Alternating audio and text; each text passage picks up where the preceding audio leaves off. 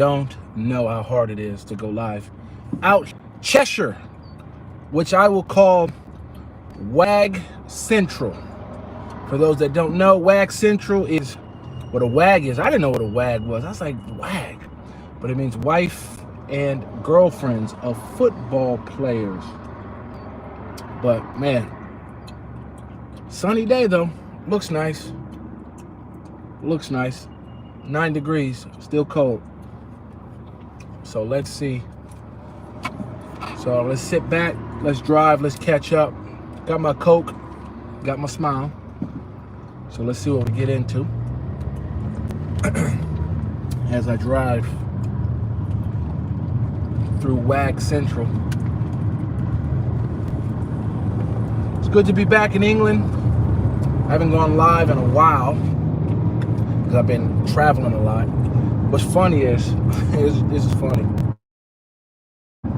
I had, like when I was landing into Manchester yesterday, I said, man, I should just go to Dubai tomorrow. So I was like this close to like landing in Manchester. And if it was gonna be real cold, I was just gonna book a ticket and fly to Dubai the next day. Like 2 days, literally 2 nights I would do that. But cooler heads prevailed. So I'm just here having a good day in Cheshire, right here in Manchester. I didn't want to go back home just yet. So I took a day to myself to relax in the spa. Man, I mean, talk about like a spa too. It's called, where the heck was I at? The Championese, something like that. Really nice though, really nice. Nothing but some hot chicks in there though, trust me. Woof. Some hot chicks up in there. So now I'm heading towards Manchester. I'm gonna go into Manchester for a little bit, go into the city center. Got a 30-minute drive, so I figured I'd bring you guys with, chat with you, say what's up. It's been a while because I've been traveling. I'm always traveling, but I've been traveling. So I figured I would go live, share that a little bit with you. Spring is here apparently, because I know last week it was hot as could be. But like as they say, Sud's Law, as soon as I arrive, it's cold. So it is cold today. Yeah, Cheshire is really nice, man. Cheshire is really nice. I went last night and had dinner in, what's the name of this town? Aldry Edge, something like that. Posh little place, little man, nothing but Range Rovers in there. Now Rolls Royces running all through there. And I had dinner. I shared some of those pictures with some of you guys earlier. I ate in a restaurant called Victor's. Hey now, how we doing? Hope you're having a great day. Great Friday. It's 4:30. You know, so I'm in a great mood. What was I saying? I had dinner in Aldry Edge, something like that, called Victor's House. It looked like a tree inside. I thought I was in Narnia or like, I don't know, some kind of enchanted forest. But it was good though. It's definitely a footballer's paradise, footballer's area out here. Yeah. So, yeah. You can definitely tell this is where the footballers live. I was trying to go live, but I couldn't get any signal. I wanted to show you guys some of these houses over here. Jesus Christ. They are huge. They are huge. Oh, in Surrey, it's snowing. No snow here, as you can kind of see through the window. You know, we got patchy skies, partly cloudy. That's how we would say it in LA. Partly cloudy. One second, let me get this Coke and a smile. Gonna go do a little shopping, see what they got out there. Probably eat dinner out there as well. But I'm gonna go to the Apple store, go to the Louis Vuitton store, just go do some shopping, really. See what they got on offer.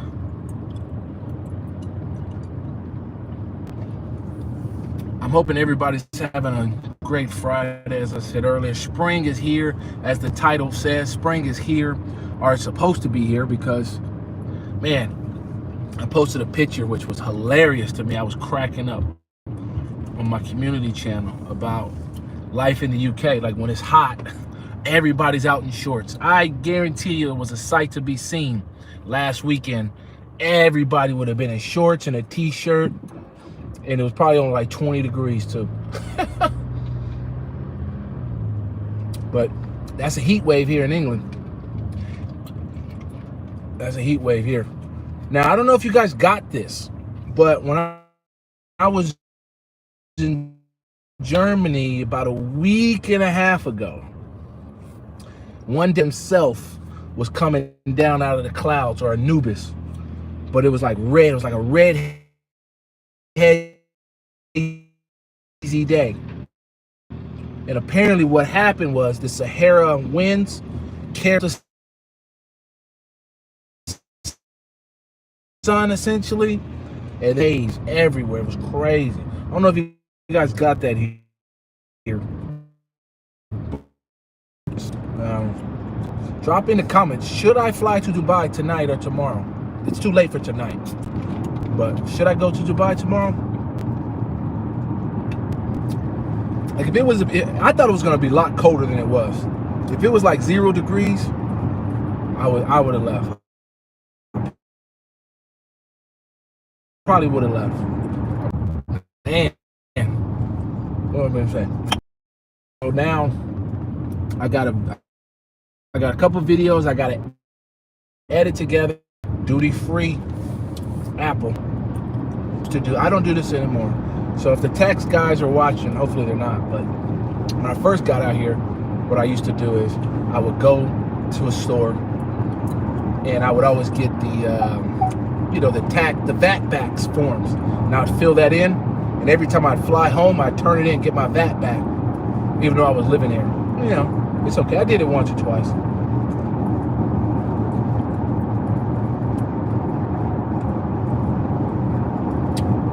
But I'm heading to LA in 2 weeks. And so I don't know if I should go to Dubai for 4 days.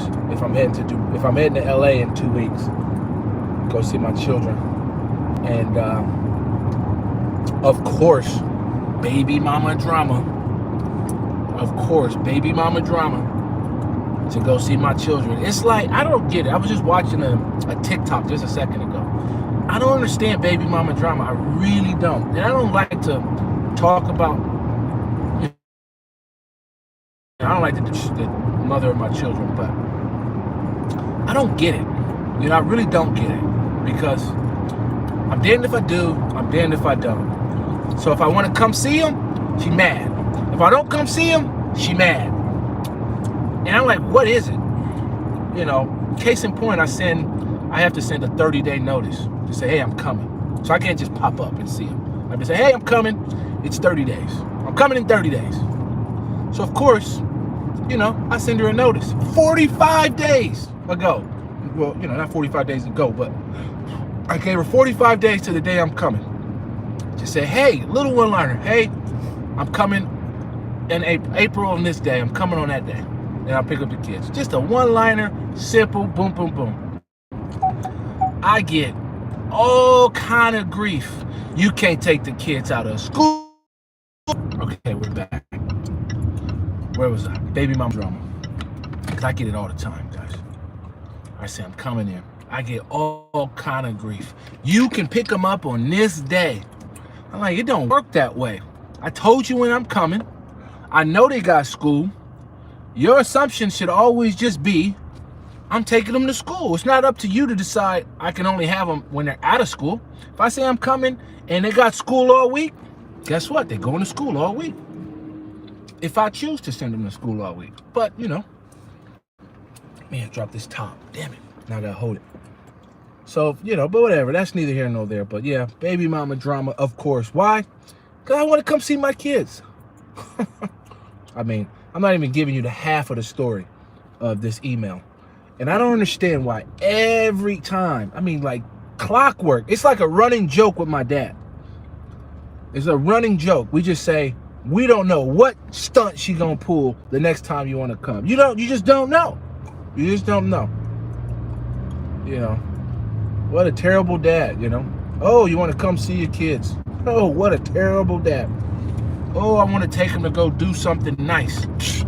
How terrible must I be? You know, I bet you a lot of guys have it a lot easier. But man, sometimes, boy,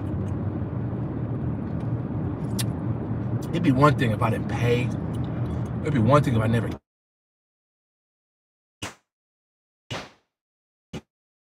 came. As soon as I can be there, I'm there. I always joke and say, I'm just going to show up one day and say, you know what? I'm going to stay here for 6 months. I'll see him every other weekend. See how you like that. But whatever. But spring, I want to talk about spring. I don't want to get no baby mama drama. Man, the weather, I mean, this weather is fooling me. It's 10 degrees outside. Looks sunny, looks bright. But I think it's every bit as cold. Man, I think I timed this wrong because I'm in the rush hour traffic now. I'm going the right way. Yeah. Okay. So I'm hoping everybody has a great Friday.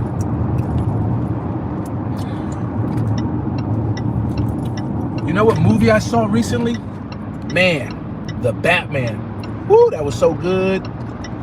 Highly recommend. You got to see it. Man, that movie was so good. So, shoot some questions. What should we talk about? What should we talk about on this drive?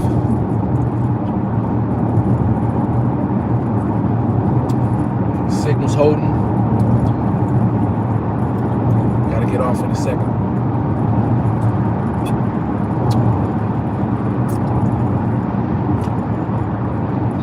Ooh, let me tell you this. This is what I'll talk about. Whew. So you saw I did a short. Oh my goodness. Oh, don't even talk about the fuel costs. Woo, I saw that 182 yesterday. Almost lost it. But I'm gonna get on that fuel price. Man, that stuff's so high, boy. Whew. It's making me sweat. But let me tell you about landing in the UK yesterday. So I land in the Manchester airport, you know. Little cheap, EasyJet flight. You know how it go. EasyJet. Boom. I ain't no fool. So I take a little EasyJet flight. I'm there, I'm chilling. I land, right? Longest queue you ever seen to get through immigration. Longest, man, it was so long. When I showed you in the video, it was even further behind me. So that should give you a glimpse of what I had to get through. Now, mind you, as an American passport holder, when I come to the UK, you can go through the electric gate, but my passport doesn't work. It never scans, so I don't even waste my time because every time I've ever tried it, it always fails like clockwork. It will always fail. So I have to go through regular immigration and talk to somebody all the time. And so I come up to this immigration lady. And of course, I know the law, I know the rules, and the law says I have to give you my document, my passport, to identify myself, and any any relevant document that they articulate, I have to give them, that's relevant. And so usually that's my indefinite leave to remain card. It could be my boarding pass, but it could just be something like that. And so I just asked a question. The lady comes up, I come to the lady, hand her my passport, I say hello. I hand her my indefinite leave to remain card. I hand it to her. Boom, no problem. She asked me a simple question, which was, I now know where I'm at. It should be McDonald's there. Okay. Simple question was, what country have you flown from? So I asked a follow-up question because I was curious to understand the basis of the question. It's a simple question. I could answer the question. Could have just said Germany, no problem. But I just wanted to know. So I asked her, I said, could you explain the basis of the question? Are you asking me or are you ordering me to tell you? What is the difference between the two? Because there's a difference between asking and kind of ordering. And police officers try to get away with this little stunt all the time. Because if you went to court, for example, with anything, with the police, they'll say they only asked, You know, so they asked you, but you feel like people feel like under the color of law, their uniform, you must answer. But that's not necessarily the case. So I asked this lady, nice, calm, wasn't even upset. Didn't even give her any grief over the long queue. I mean, this queue, I stayed in the queue for like 45 minutes to an hour just to get to her. So I didn't give her no grief. I just asked a question because I want to know the baseline. I like to be informed. So I was trying to understand. Make sure I go the right way. Yes. Gives me all kind of grief. You have to answer my questions, blah, blah, blah, blah. Then the guy next to her stands up, comes over. You must answer her questions or you can be arrested and criminally prosecuted. I said, whoa, whoa, whoa, whoa, whoa. I'm just asking a question. Calm and nice. What's the problem? So then my back gets up. I'm like, whoa, And so I'm in there for like 20, 30 minutes talking, yelling with these people, giving them all kind of grief because it's not because of COVID. They asked the question, where you coming from? Because still don't understand why they asked that question, where are you coming from? But they say they have their reasons to ask why. But I don't find it relevant because as I told the lady, I said, my definite leave to remain card doesn't say you may leave the country and you can only come back in if you've gone to these countries. So that's what I was telling her. I was like, this question don't make no sense. It's not relevant, in my opinion. You can ask. Now, why would I sit there and hold? And I was explaining to the senior officer. So immediately once that lady got upset and the dude to the right, sitting right next to her got all upset in my face and threatened me with arrest and prosecution, I stepped back and I said, I just asked a question. Let's calm down and let's just understand. I just asked you a simple question because I just wanted clarification to understand something. It's not a crime to ask a question. You ask me, I can ask you. I don't have to just answer all your questions. I just wanted to know for my knowledge. We get on this whole philosophical thing. She goes off in the back. And mind you, I'm saying, why would I hold what country I've come from? Because what does it matter? At the end of the day, you could check. You could see that, you could get the manifesto of the plane. You could look all that kind of information up. So why would I be holding that back? I just wanted to know the baseline of the question. So I asked a nice question, a simple question.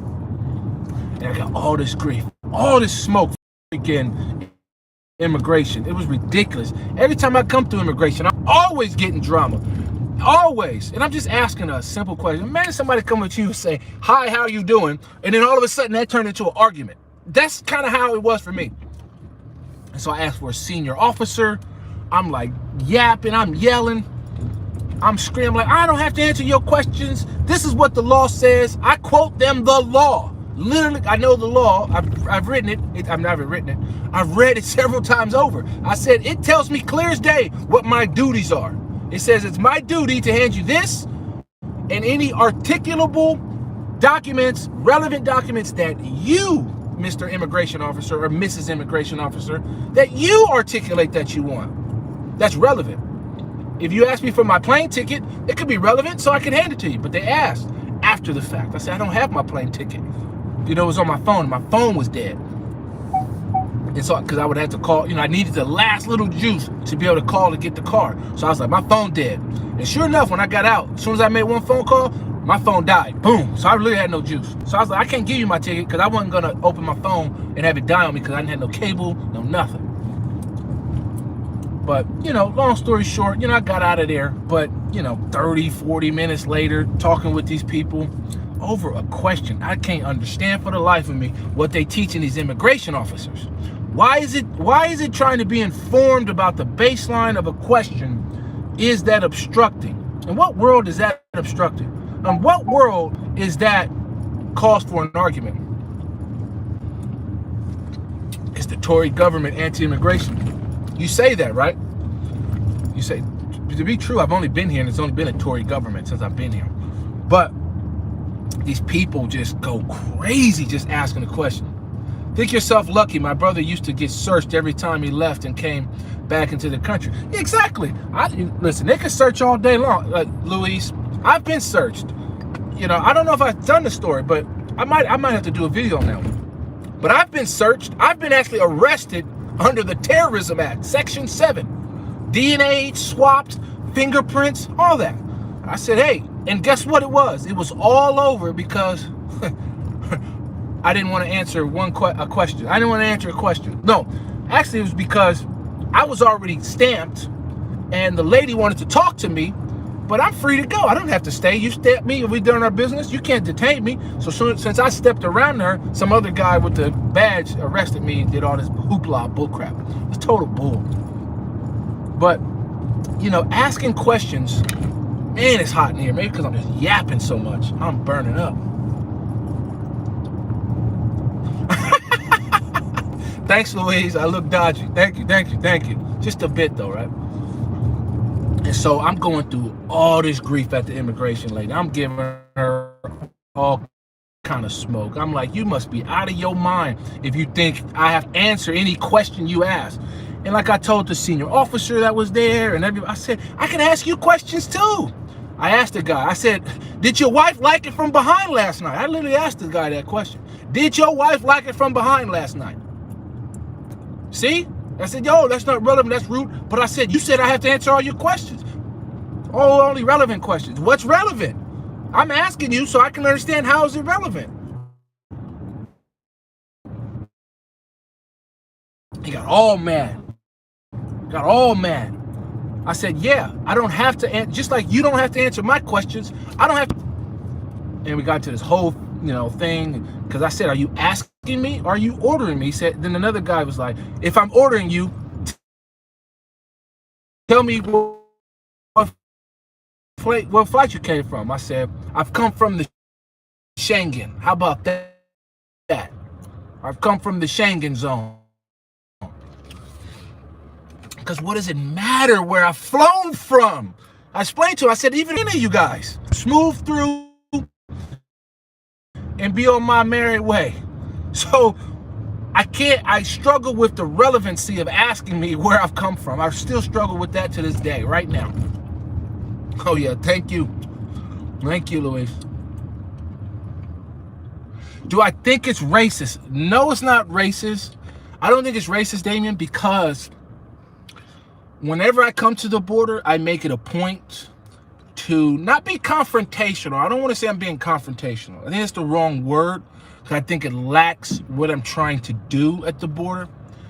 Because when I come to the border, what I'm really trying to do is understand what's going on at the border by asking questions. I'm not trying to be difficult for difficult's sake, but I do try to understand what their knowledge. Just like as a police officer, their job is to enforce the law, and immigration officers to enforce immigration law. But do they really understand? Jesus, Mr. Uber guy, do they really understand what the law says I have to do as a holder of an indefinite leave to remain? Because as a holder of that card, I've looked into it. I understand what I must do. I mean, the law is so clear if you go look at because, you know, the Immigration Act of 1976, they always quote this bullcrap to you. So one time when I got that quoted, I said, you know what? I'm going to go home and I'm going to read this thing. I read it cover to cover, page to page, got to section 2, and there it lays it out right there, what I have to do as an indefinite leave to remain, or it says it clear as day. It says what your duties are and what the obligation of the immigration officers, what their powers are, And so I just follow what my duty is. And it says my duty is to hand you my identification and any relevant document that they articulate. They got to articulate the document. So if you don't ask for my passport, if you don't ask for my plane ticket, I don't have to give you my plane ticket. But if you ask for it, I got to give it to you.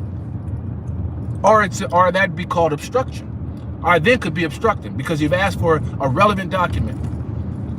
But I just asked a question. Why? I would just, you know, and it's not being difficult to say, if you wanted my plane ticket, why is it relevant? I just would like to understand why is it relevant and what their answer would be. Oh man. I'm back in Manchester. I can see the building here.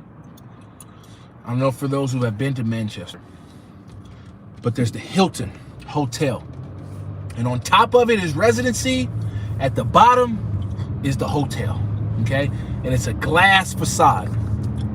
Now, what you don't know about this building, okay, this glass building, that I do know, okay, because there's lots of litigation about this building, okay? what most people, everybody that walks by this building every day in Manchester City Center, right down the city street, man, I wouldn't walk underneath that building even if you gave me £100 to walk underneath it, especially on a windy day. Okay, if you look at this glass building at the Hilton Hotel, it's like the Hilton one. You would know it if you've seen it. It's glass up. Well, due to the litigation, they're suing the architect, the designer, the installer. The glass panels actually fall out, and they fall out kind of often, and they're held up with a temporary bracket, for lack of a better term, and it's not supposed to have any brackets on it, and it's held in place with temporary brackets. I mean, them temporary brackets have been in place, man, for the last 8 years. I mean, this litigation been going on for years, and it still ain't solved. Because these glass panels, you've seen like glass buildings. Everybody's seen a glass building that has the glass outside. If you really take the time and look at them, you'll see that there is nothing. The glass is just being held in place by the structure. But if you look at this building, you'll see little 4 brackets in every corner of every window, up and down the whole building, holding these in. And these were installed to be temporary. And even those are failing. So yeah, if it was a windy day, do not walk under that Hilton Hotel in Manchester. Dangerous. Dangerous. How I know? Because I don't want to say how I know, but I definitely know. I've seen the bundle myself. Read the bundle. The documents. Read it. It is crazy. But man, I think I've timed this wrong. It's 5 o'clock, and now I'm in rush hour traffic. But let's answer these questions. Let's see. Wow, that's ridiculous. How dangerous is that? Very dangerous. Don't walk under the building. It's been going on for years. I can see the building from here. I can see it literally right here. So next time you're looking at a glass building, just look at it. If you stop and look, just think to yourself, how is the glass staying there? And it's because the frame that it's in. And it's in there, and that's why it's staying. But then imagine if those frames were failing, the design of it or the installation of it, whatever. That's what the litigation is all about. Imagine they just pop out, and then a big old pane of glass fall hit the ground, and a few have fallen. Look, I'm gonna show you the building right here. You can see it. Look. That building right there. That's the building right there. Don't walk under that building. You walk under that building right there, you can't, especially on a windy day. Especially on a windy day, you're gambling with yourself. I ain't walking under it. I ain't walking under it. You know. Yeah. Let's see some questions. Let's see how many. And I was going to say, it's that loud, forceful American personality. Volume control, do I love to wind people up? Yes. Yes, I do. But to say that I'm winding them up is to say that I like to consider myself defending my rights. Man, I ain't seen this building. I ain't been up to Manchester in a long time. Well,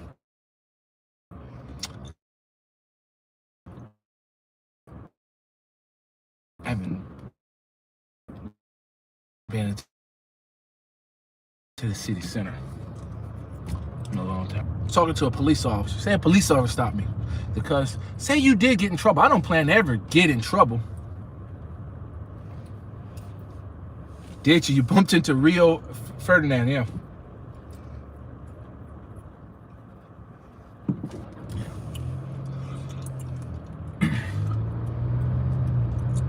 So what can we say? I lost my train of thought. Oh, you ran into somebody famous up here in Manchester. I ain't never ran into anybody famous at Manchester, but now which way do I go?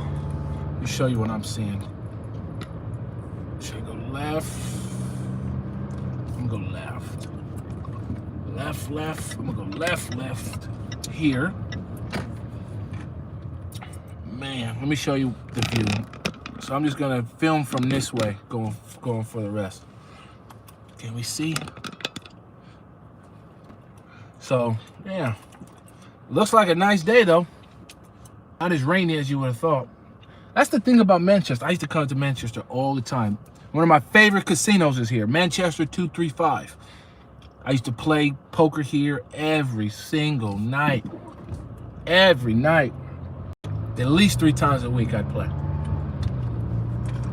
Matter of fact, I'm gonna go to the casino tonight. I'm gonna go today. I don't know why. Look at my phone. I'm gonna go. That's where I'm going. I'm gonna go walk around and I'm gonna go to the casino. All right.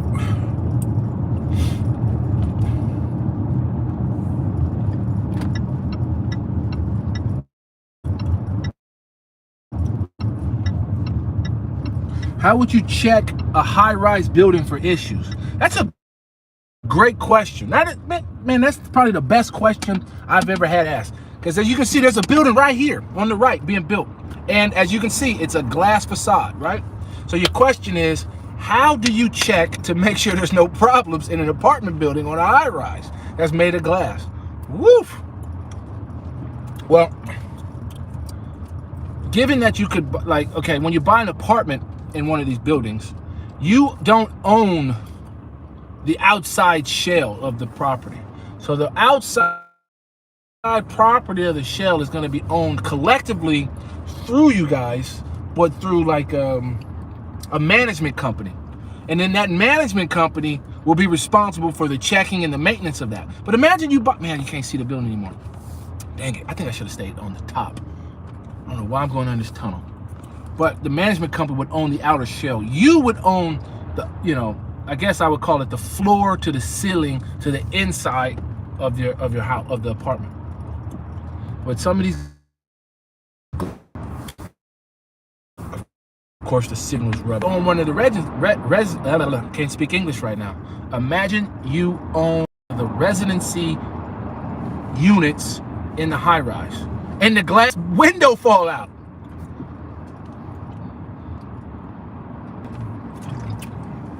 One of those brackets fail. You'd be like, it's like a cladding nightmare. It's like, yeah. I'm telling you, I've seen so many bundles of this cladding stuff. So many. I could go on and on and on about it. Man, I think I should have stayed up top. Why did I come down low?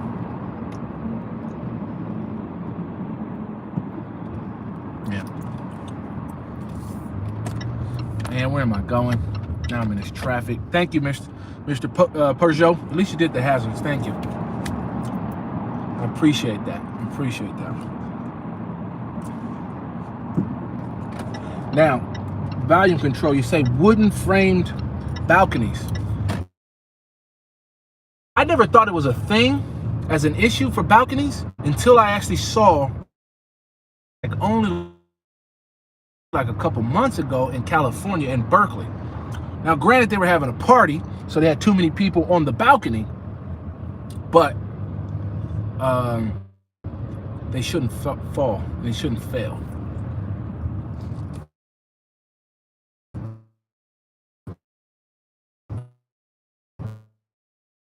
Sure. The management company who owns the building, and you would want to report on the panels to understand how they're held in place. How, you know, what's the maintenance of these windows? Because you don't necessarily own the window. It's just a window in front of your unit, I guess, is the best way to say it.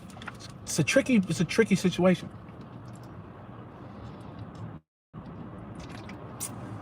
Ah, man. What a glorious day here in Manchester. Glorious, glorious. Let's go to the casino. That's a great idea. I love playing blackjack. Hey up, Lee. Hey up, E-Duck. I'm doing okay. You missed a couple whinges from me earlier. I'm up here in Manchester. Yeah. Getting ready to go into the city center, do a little shopping. Maybe do a little window shopping, I should say. I'm too frugal these days to actually buy anything. I'm like Homer Simpson. I got the same shirt in my closet 20 times over.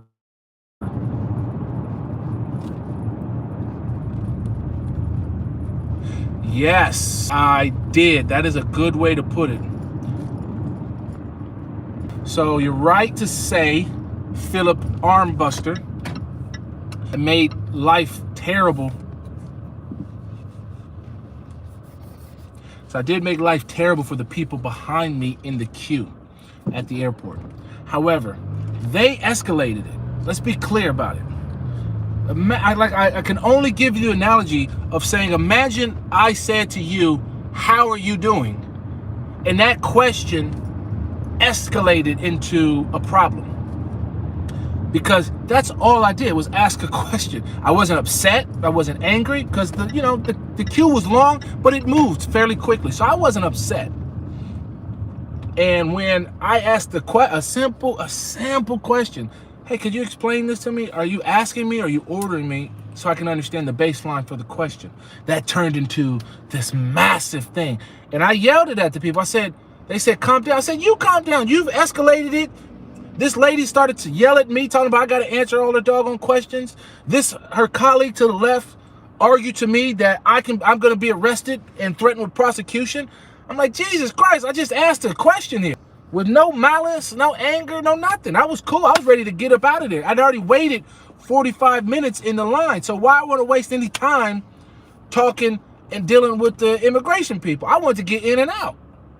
But I still wanted to ask a question because, hey, what better time to ask a question when you're at immigration? When you actually have an immigration officer right in front of you who should know and can know to answer your question. A simple question.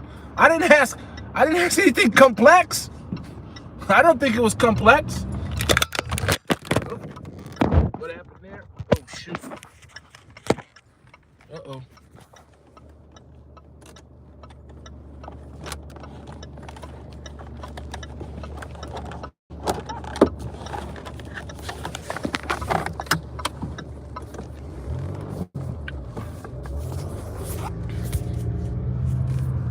Sorry, we had a technical difficulty there.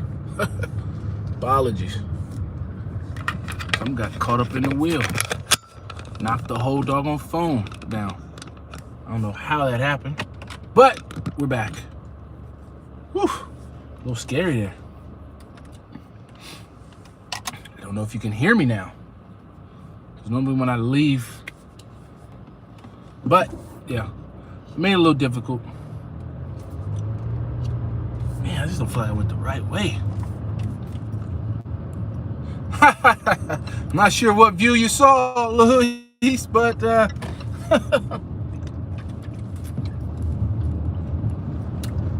it.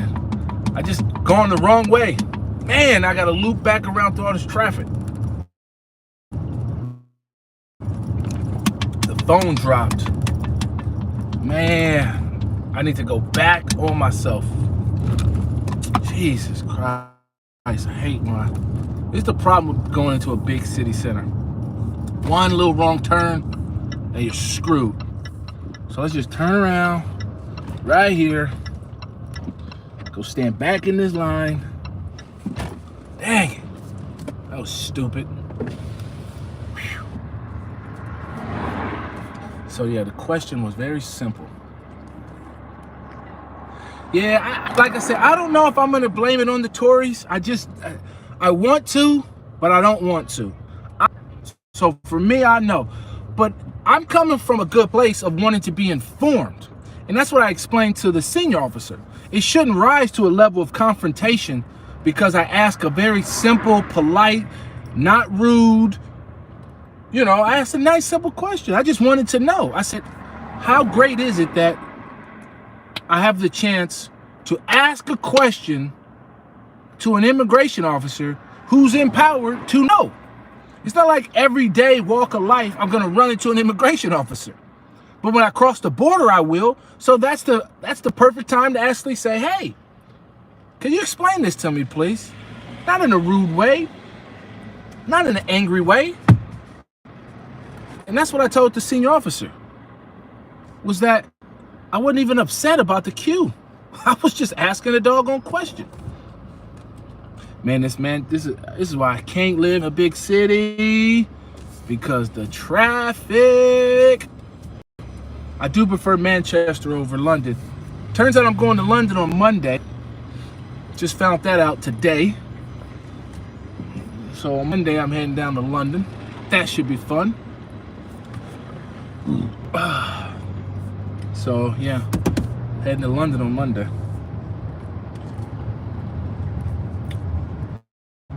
Shut. Yes. This is the parking lot right here. I'm gonna park here. I usually park a little closer. There we go. Jump.